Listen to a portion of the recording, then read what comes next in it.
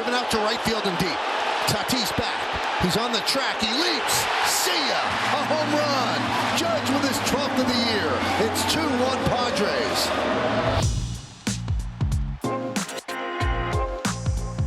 From MLB.com, this is the Morning Lineup Podcast. I'm your host, Will Leach. Today is Wednesday, May 7th, and you have tuned yourself into the podcast where we tell you everything you need to know about baseball, and we do it in under 10 minutes. I felt like I should make that clear from the outset. If you are expecting an interview with the author of the book, The History of the Peloponnesian War, you have come to the wrong podcast. This is a podcast about baseball. Also, Thucydides died nearly 2,500 years ago, rendering him unbookable.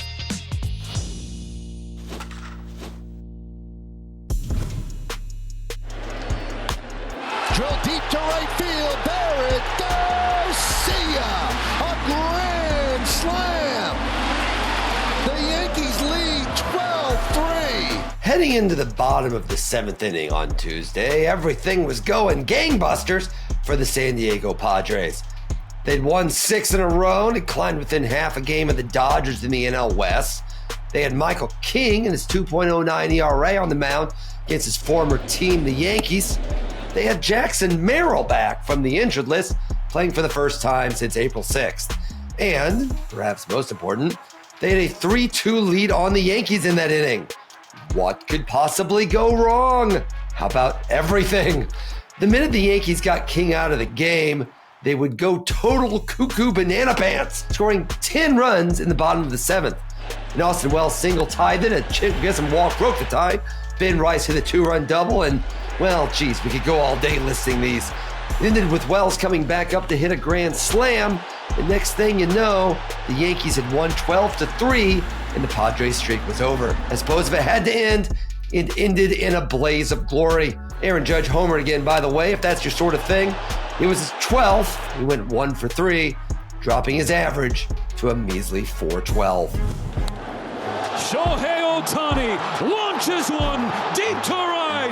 He remains a menace to the Marlins. It's not in my contract that I have to include the audio of a Shohei Ohtani homer if he happens to hit one on the night I'm running the show. But you know, it might as well be.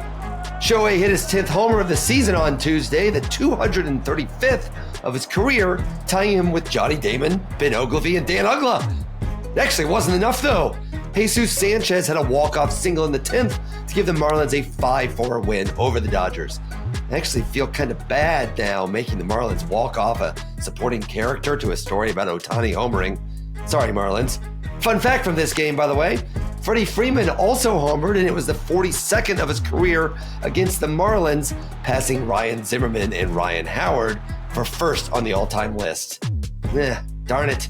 I just did it to the Marlins again. Wally into right field, base hit. Polanco on his way home. This ties the game. Julio sprints to the plate. He scores standing. Cal Raleigh, a pinch hit go-ahead 2-run single has put the Mariners in front in the 9th inning. The A's came into Tuesday night needing one mere win to get themselves in unprecedented territory for those lads from Sacramento. First place in the AL West, a spot they haven't held this late in the season since 2021. And after a Miguel Andujar single in the bottom of the 8th gave them a 3-2 lead, you thought they might just pull it off. But a grueling schedule of late forced them to use reliever Tyler Ferguson in the 9th inning, despite the fact that he had pitched in the 3 previous games. In the loss, Ferguson looked kind of gassed, giving up 3 runs in the inning with a big hit, a dramatic 2-run single from pinch hitter Big Dumper Cal Raleigh. Mariners ended up winning 5-3. The M's, that's short for Mariners, you know, just like A's is short for athletics, you get it, are now 2 games up on the A's in the AL West. Sorry, A's, you just missed out on your shot at first place. Tonight, Greta Gerwig, the pride of Sacramento, weeps. After the break, Paul Skeens has had just about enough of these birds and that bat they're sitting on.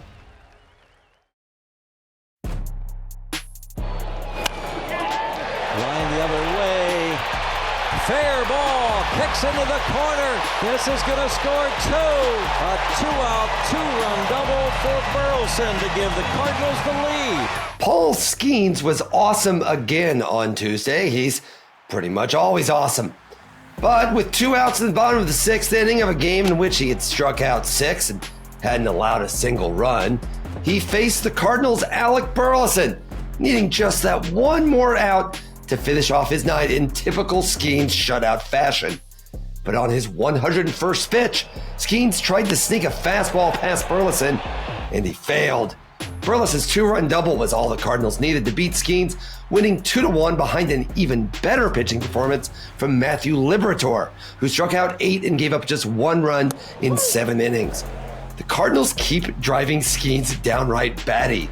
He has a career 2.76 ERA against the Redbirds in 5 starts, and yet now 4 of his 7 career losses have come against St. Louis. By the way, Cardinals have crawled within 1 game of 500 if you're the type of person who's into those standings things. Kyle Schwarber homered again. Schwarber's got 12 homers now, the most in the National League, as the Phillies beat the Rays 8-4. Phillies have now won 7 of 9. The Mets have been one of baseball's most fun success stories so far this year. But you know who isn't impressed? Zach Gallen. Diamondbacks right-hander gave up just 1 run in 7 innings in the D-backs 5-1 win over the Mets on Tuesday. The second time he has beaten the Mets in 6 days. Gallen's ERA against the Mets this year is 1.38. Against every other team in baseball, 5.57. That's a lot higher. The oft-injured Royce Lewis, maybe the most important player for the Twins, made his season debut Tuesday. He went 0 for 4, but it didn't matter though, because the two Twins' other oft-injured stars, Byron Buxton and Carlos Correa, both homered and went a combined 5 for 9 as the Twins thumped the Orioles 9-1. High fly ball center field's going to end the game whether he catches it or not. He doesn't. It just drops and the Royals win it. What a way to end the game. Not many guys I'd want to be facing in the bottom of the 9th of a tie game less than Bobby Witt Jr. His walk-off single off Cam Boozer gave the Royals a 3-2 comeback victory over the White Sox. The Cubs rallied to score 2 runs in the bottom of the 9th to tie their game against the Giants, but you wonder if they sort of regret it now. The Giants answered with 9 runs in the top of the 11th off Ryan Presley without him even getting an out. The final score was a gruesome 14-5. I swear, the game was actually a lot closer than that. Hey, up for one more walk-off?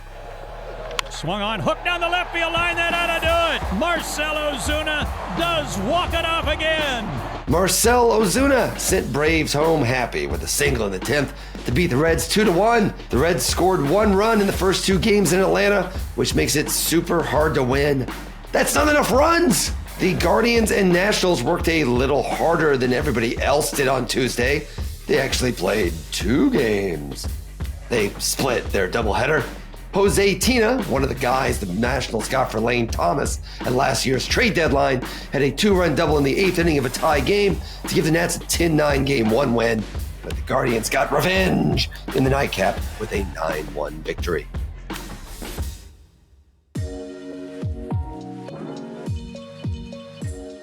I like to think of this week's Yankees-Padres series as a battle for the soul of Dave Winfield. Series winner gets to claim the Hall of Famer forever and ever and ever. You can watch the 3rd game of their series at Yankee Stadium on MLB Network at 7 p.m. Eastern Time on Wednesday. It's a sterling pitching matchup, Dylan Cease versus Max Fried. There's also some afternoon baseball on the network, or the net, if you're calling it something weird. The Astros play in Milwaukee against the Brewers, which makes sense. That is where the Brewers play their home games, obviously. That's all for today's Morning Lineup Podcast. Thank you for listening. Please be sure to give us a rating and review and tell everyone you know about this podcast. Anthony Castrovins will be with you tomorrow. I will return Friday morning, assuming a piano does not fall on my head between now and then. Fingers crossed.